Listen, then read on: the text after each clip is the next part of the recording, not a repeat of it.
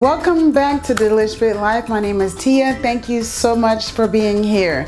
Today I'm going to show you how to make a tasty vegan lasagna, which is one of my favorite comfort foods, and if it's one of yours, then I'm sure you're going to love this recipe. I first started making vegan lasagna back in 1997, and at that time during my 4-year vegan journey, I made vegan lasagna, mac and cheese, you name it, I tried to veganize it back then. This time around, I'm doing my best to make mostly oil-free recipes, and it's been so much fun creating tasty recipes that are oil-free that you won't even miss any of the flavor at all. Just because we've learned so much about how much oil can affect our health, and also if you're trying to lose weight like I am, then you definitely want to use oil-free recipes as much as possible. Today with this vegan lasagna, you do have the option to make it oil-free. If you've watched any of my other previous videos, and you see how normally I would just do like a water simmer instead of an oil saute for the vegetables. However, in this lasagna, I decided to just saute the vegetables, which start the base of this sauce, with 2 tablespoons of olive oil. Using the 2 tablespoons of olive oil to saute the vegetables just really starts this sauce off with the really nice caramelization of the vegetables, which I think adds a lot to the flavor. And if you haven't subscribed to Delish Fit Life yet, please make sure to hit the subscribe button so you'll be notified every time I post a new video. If you'd like to see how I make this delicious, tasty vegan lasagna, then let's get started. Right, it's time to get this lasagna party started. I've got 2 tablespoons of olive oil, and I'm going in with my favorite trinity that just gets me excited every time I make lasagna. You have to start the base with some celery, carrots, and onions, and I've been doing it this way since 1997. It's tried and true, and I doubt I'll ever stop. Basically, you're going to get that in the pan. I'm going in with a little bit of kosher salt just to help the vegetables sweat a little bit, and we're going to get this caramelization process started. That is way too much pepper, guys. I don't know what I was thinking. This recipe actually only calls for a 1/4 teaspoon of black pepper, so whatever you do, don't do that. But it turned out fine anyway. I'm just kind of letting you know I like black pepper, so it's no big deal. Once the vegetables have sweated out and got some color on them, I'm going in with some tomato paste. Going to get that kind of mixed around, and we're going to go in with some water and start to build the foundation a little bit more for this tasty and amazing homemade lasagna sauce. Once you taste this, you're definitely not going to want to get anything from the store for your lasagna. A lot of people like to use spaghetti sauce, but lasagna sauce and spaghetti sauce are 2 different things, so take my advice and just make your own sauce. And you'll see how quick and easy it is anyway, so it's no big deal. You'll definitely want to do this all the time. I like using this sauce for baked spaghetti as well. So continuing on building the flavors, we got some oregano, some fresh minced garlic, and some red pepper flakes. And don't worry too much about the red pepper flakes. It just adds a little bit of heat and just a little kick of flavor, but it's not too spicy at all considering everything and all the ingredients that we have in this lasagna sauce.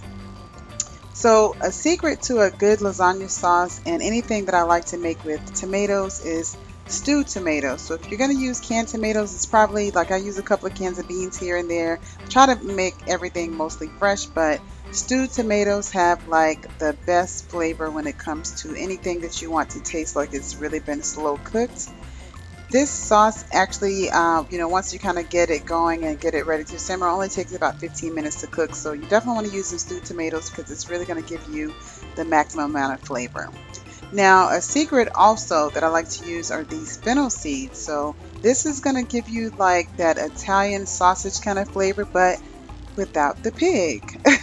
So I love this flavor. I've been doing this for a while as well. So definitely let me know how you like the fennel seeds in it. I want to hear your comments below.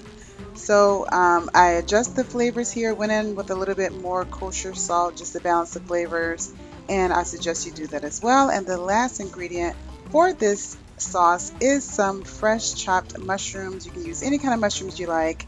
I used some baby bellas this day, and that's pretty much it. We're gonna get that ready to simmer for about 15 minutes, And we're just going to cover it and let that go, and then move on to making this melty cheese sauce. So with this melty vegan cheese sauce, I've got some almond milk, nutritional yeast, and what gives it this stretchy consistency is tapioca flour, or also known as tapioca starch. You can find it at most grocery stores, health food stores. And then I have some mushroom seasoning, which balances off that nutritional yeast flavor and really gives it a cheesy flavor that goes very well to balance, to complement the flavor of the tomato sauce. So the last two things I put in there was some onion powder and garlic powder. I'm just going to whisk this all together, bring it up to like a boil, reduce the heat a little bit, and just continue to whisk this for a minute or so, just until it gets that nice, stretchy, beautiful texture.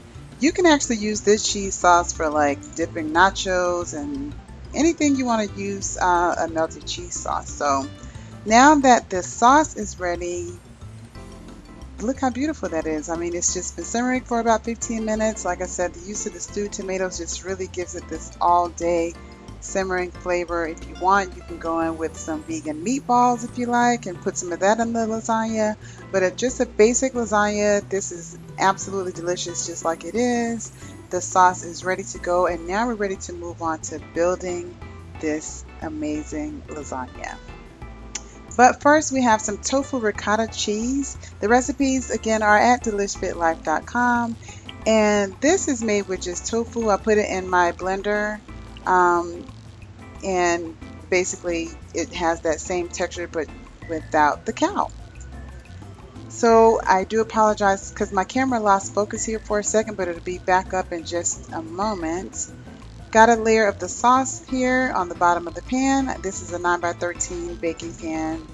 Going in with this no-bake lasagna, which I love because you don't have to bake it. That saves so much time.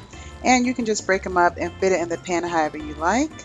Now I have a layer of the tofu ricotta cheese, which really, really gives this lasagna that creamy ricotta texture. And if you have not ever put black olives in your lasagna, even if you don't like olives, I would suggest giving this a try anyway, because when it all bakes together and marries together, you just get this like nice little salty explosion in your mouth with the lasagna, and it just really, really intensifies the flavor of everything else, and it's just absolutely amazing. So we're going to just continue to build this lasagna, spreading everything out evenly. You want to make sure that these pasta lasagna shells are fully coated so that they're nice and moist and tender when this comes out of the oven. So we're going to get a layer of this melty cheese on top and just spread that around with a spoon just like that.